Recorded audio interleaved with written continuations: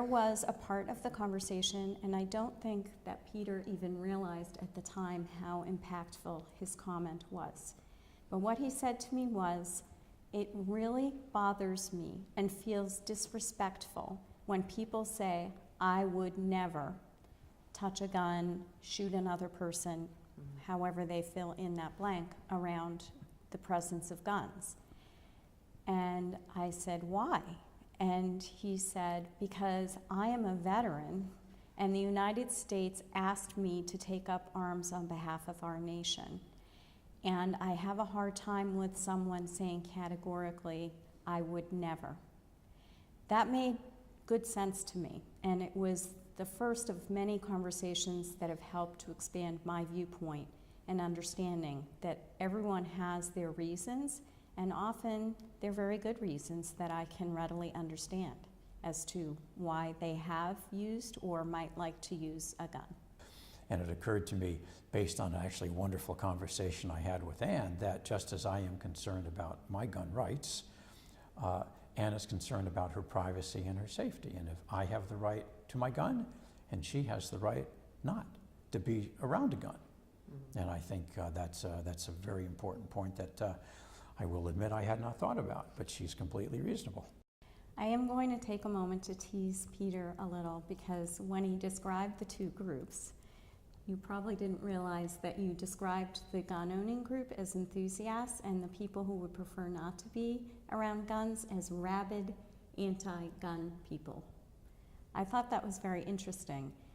We often don't realize how our innate preferences get expressed, even when we're trying so hard to come together.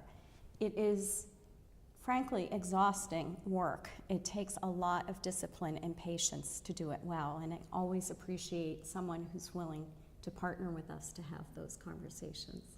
Play the tape again from maybe 20 minutes ago. I think I was equally brutal about the extremists, the rabid wings on both ends. I hope so. Or I should have been, and I will happily stand corrected.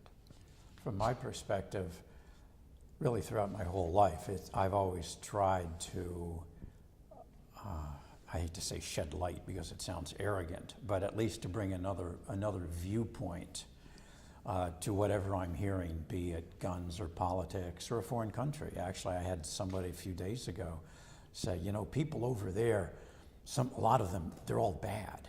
And I looked at him and I said, "I've lived in places like that, and they're not all bad. They're exactly like you and I." I come to the work with a lot of respect for every human being that I'm interacting with. I think that's really fundamental to our making a commitment to deeply listen, which is also very necessary. So the deep listening takes a lot of patience.